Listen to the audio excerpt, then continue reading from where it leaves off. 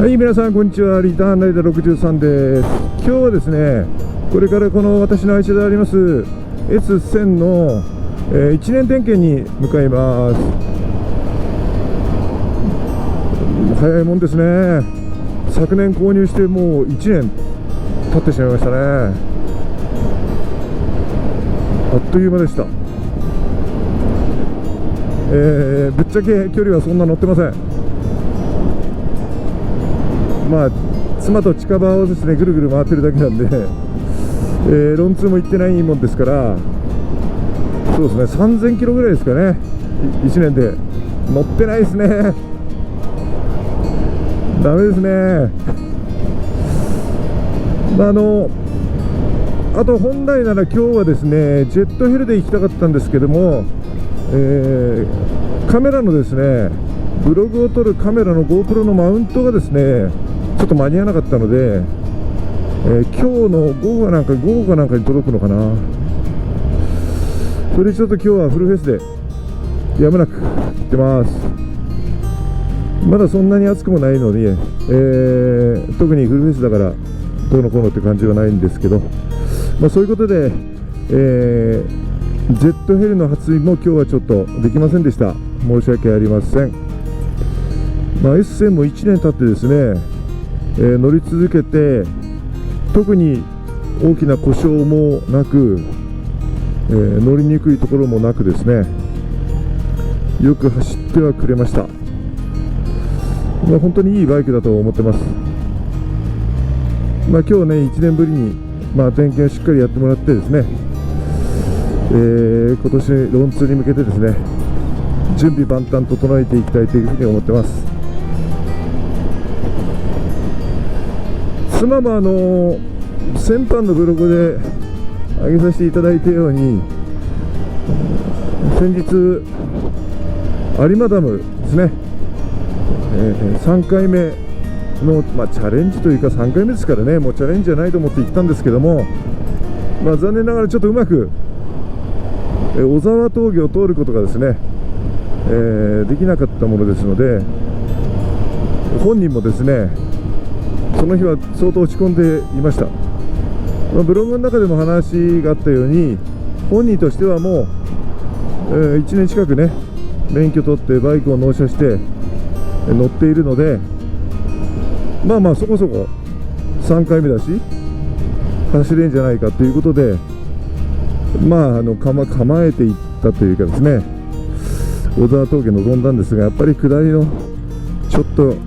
とでも急に曲がるようなカーブはですね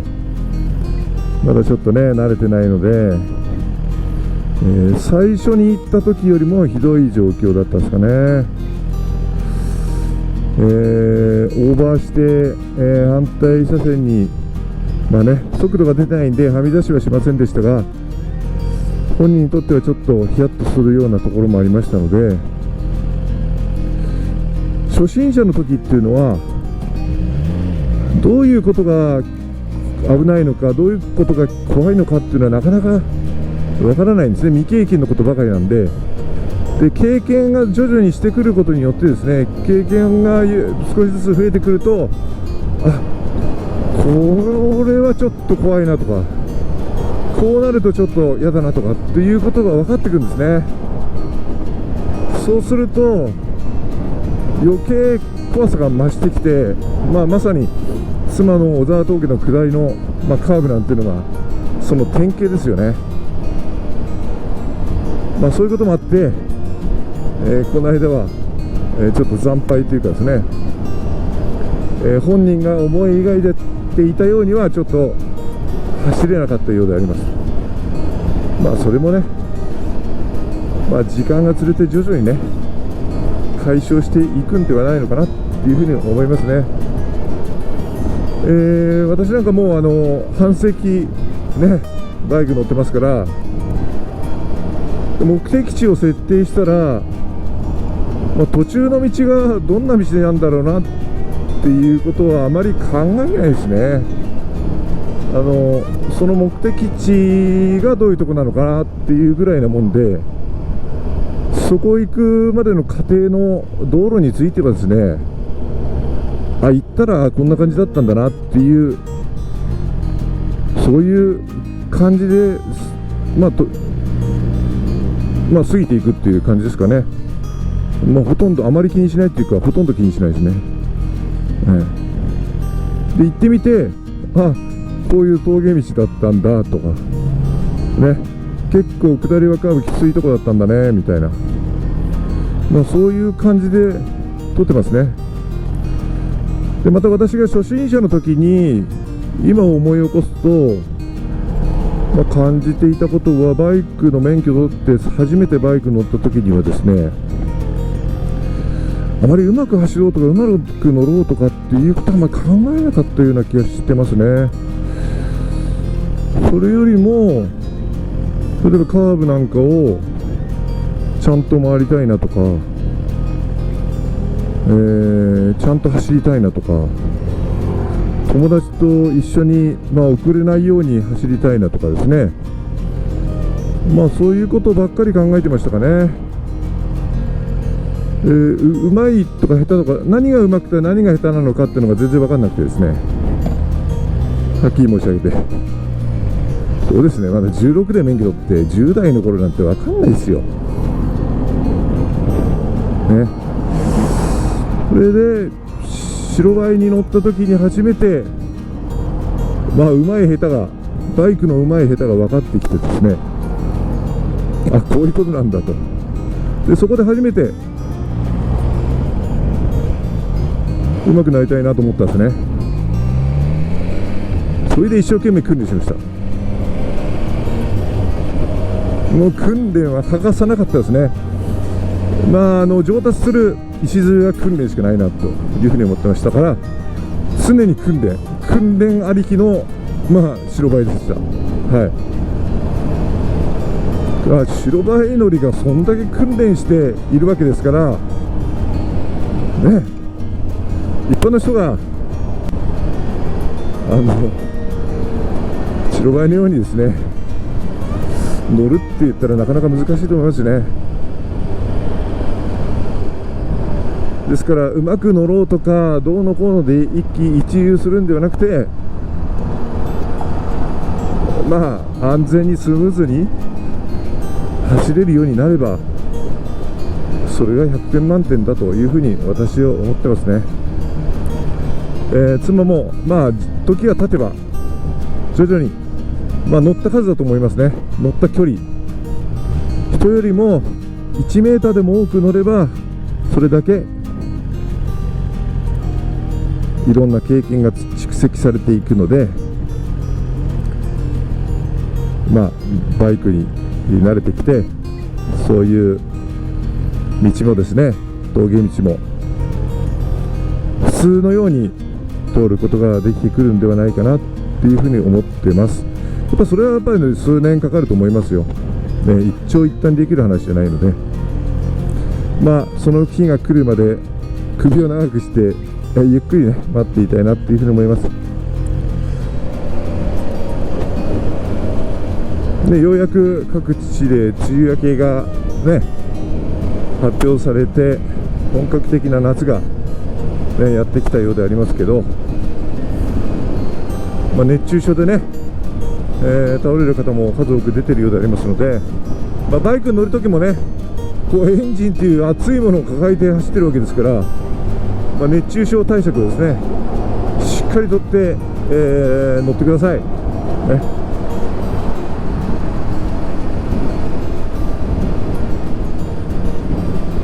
一応今日のルートは、とりあえず下道でですね八王子まで行って、八王子から高速道路に中央道に乗ってですね、府中で降りて、で、この S 線を購入したお店に、府中なんですけども、行きたいなというふうに思ってます。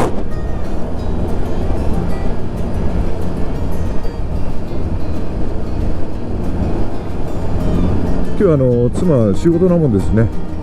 私一人で向かってます。バイクで走っているときは、周りの車もよく見て、周りの車にも気を配らなければいけないと思うんですけども、もう路面の状況もねよく見てね、最近落下物っていうんですかね、落ちてるものは結構多いので、落下物を見つけたらできればこう回避してね、抜けた方がいいのかなというふうに思いますね。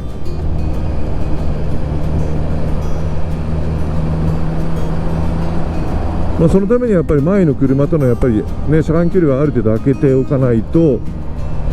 ね、落下物を発見する余裕がなくなりますからね、そういう運転をしましょうね。あとは夏場になるとね、よく半袖で乗られてる方ね、半袖だけじゃなくて半袖短パンなんて人もいますからね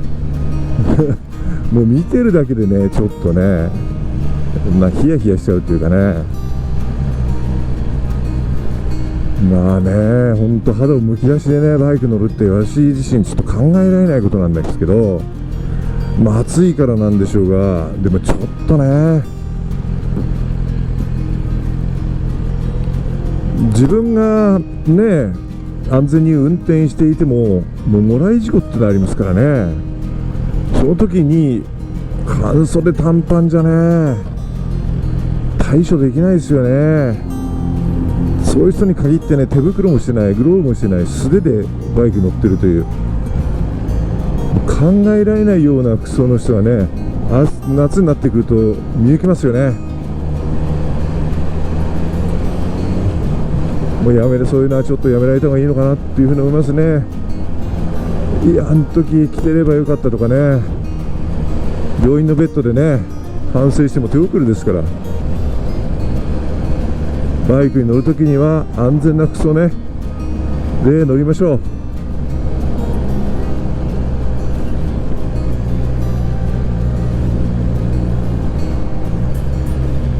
最近バイクの事故もね増えているようでありますから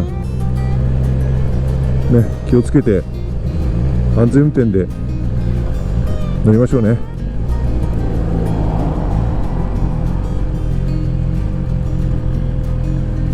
こういう乗り物乗るって時にはやっぱりその最悪の状況をねいつも考えながら乗るっていうのがやっぱり大事だと思いますよ。車にしてもそうですね。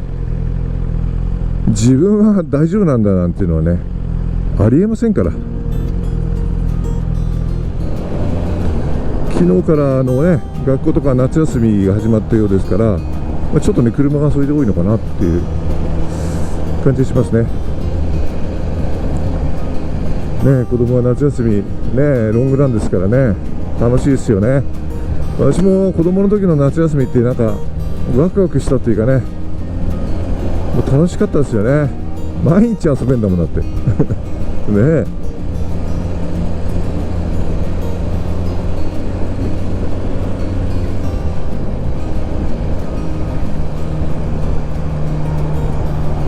大人になるとね、そんなロングランに遊べるなんてこともなくなるからね、学生っていうかね、子供のうちに一生懸命遊んでおいたのがいいのかなっていうふうに思いますね。親からすればね、勉強しろみたいなね、いうふうになってしまうと思いますけどね。そこはほどほどにいう感じですかね。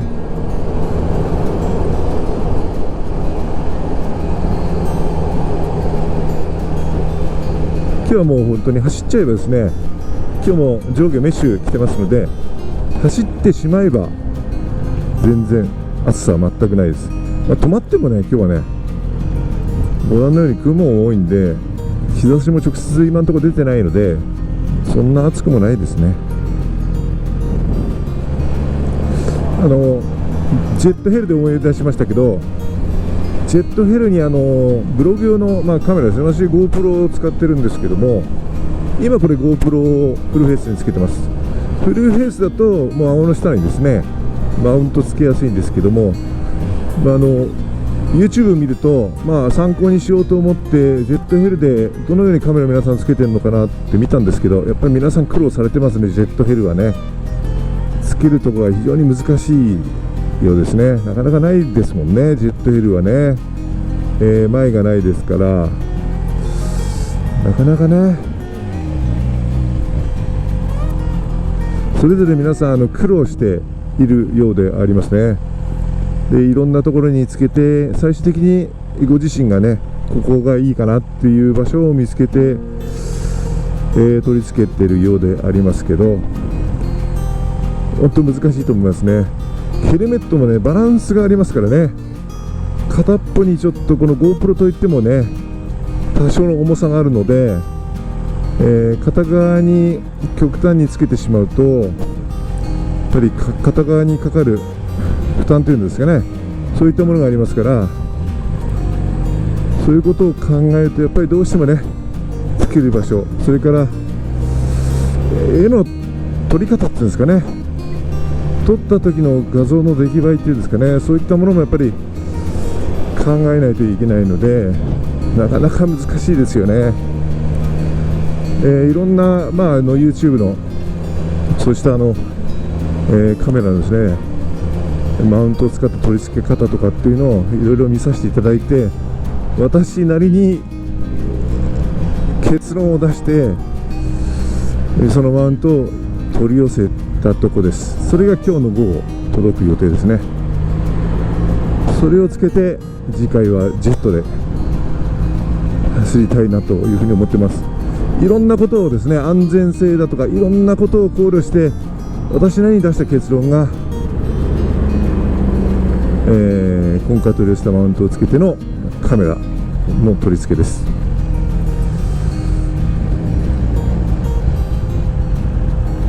本来ねこのヘルメットにカメラつけるなんていう、ヘルメット自体がそういう構造じゃないし、なかなかありえないことなんですよね。そのうちこういう人が多いのでヘルメットメーカーもこういったカメラをですね取り付けられるような、そういう、スペースっていうんですかねのが施されたヘルメットがそのうち出てくるんじゃないかなというふうに思いますね。もしくはカメラが最初から内蔵されているとかですね、ゆくゆくはそういうのが出てくるんでしょうね。ジャックをどっかつなぐだけでいいとかね、と楽ですよね。ヘルメットメーカーの皆さん、もし私のブログを見ている方がいらしたら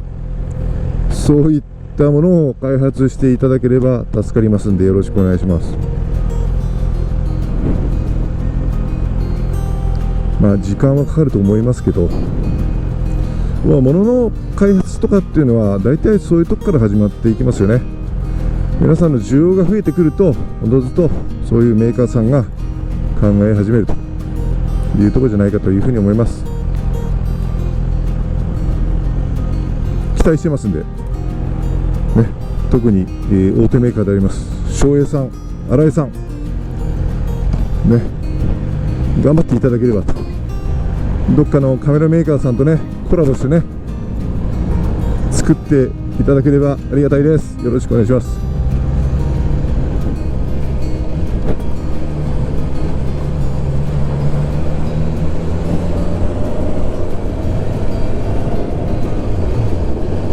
じゃあ府中に向けていきますか。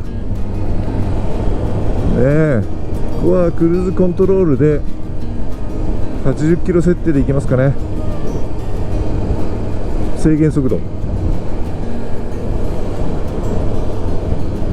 バンバン追い越されるでしょう。それはそれで構いませんね。私は制限速度で走る楽しさをお伝えする役目ですから。それでは本線に入ります。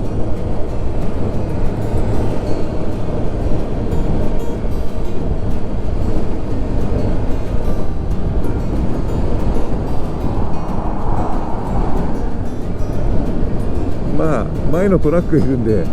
80キロ出ません。76キロです今。いいんじゃないですかね。気持ちいいですよ。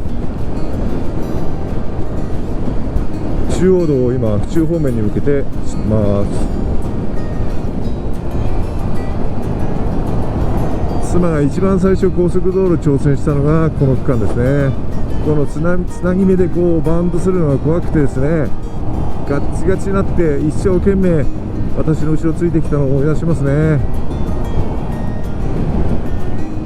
もう見ていただいたと思いますけどね、無事に高速道路もね克服できたというかね、大丈夫そうですね、おかげさまで。やっぱりこれも、バイクに慣れてきた証拠なのかなっていうふうに思います。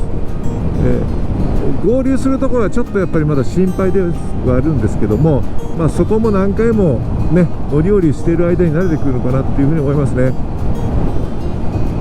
変にね慣れてくるとね強気になっちゃってね、直線ね、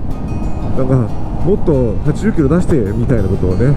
言い始めてきてますけど、そこは私がね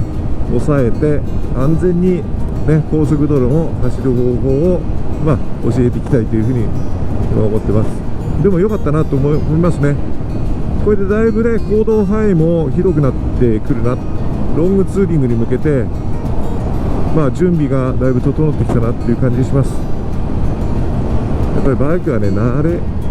というのが一番大きな項目かな。そこから、慣れていった中で少しずつね小さな項目で安全性を高めていくっていうのね。はい、府中の出口降ります。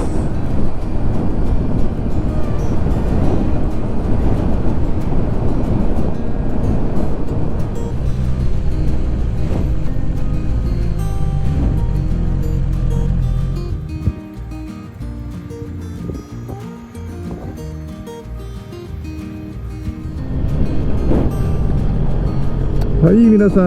んやっと1年点検終了しました。特に問題はなかったということです。よかったです。なんか S 線もですね、なんかすっきりしたような感じかな、気のせい動きは、変わりません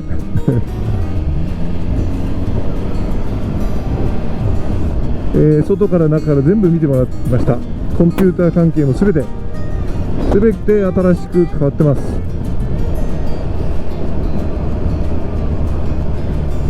引き続き安心して安定して乗っていけそうな感じですね。オイル交換もしたし、ラジエーター液も万全です。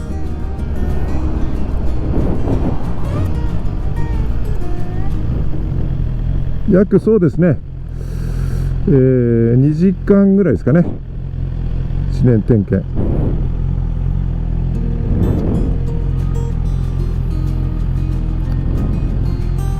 待ってる間に BMW の、モトラットの中でいろいろと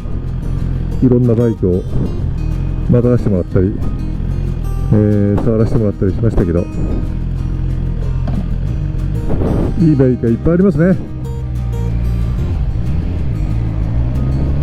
残念ながら中の撮影はちょっとですね、ちょっとできませんでした。2時間、いろんなそういうバイク触ったりなんかして、またがったりなんかして、あっという間に過ぎましたね。やっぱり BMW というと、やっぱりこの S 線は並列4気筒なんですけども、やっぱ水平対向エンジンが気になりますよね。乗りたいな。その中でも現物を見つけてしまってですね、今日ね、私が気になった1台 R1250RS、 色もブラックありました。またいました。よかったです。原車だということで、これなら2週間ぐらいで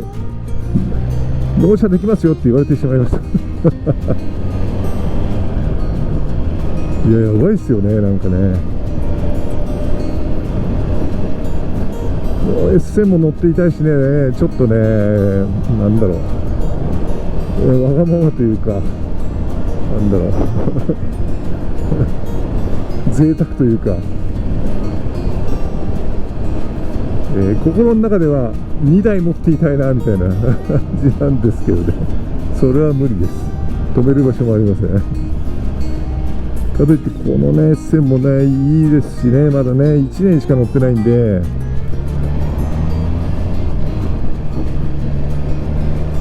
いやー、バイクはねまたいだらねダメだね、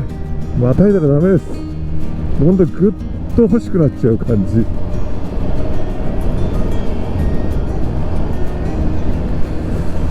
かんいかんっていう感じですかね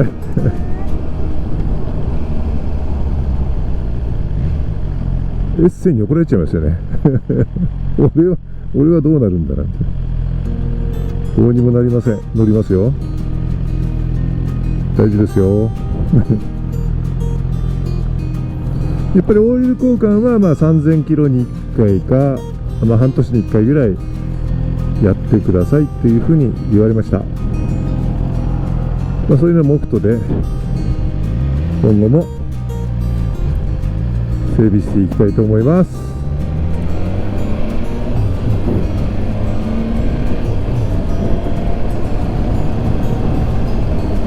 なんか動きはね、やっぱりね、快調だね。快調です。なんとなくスムーズです。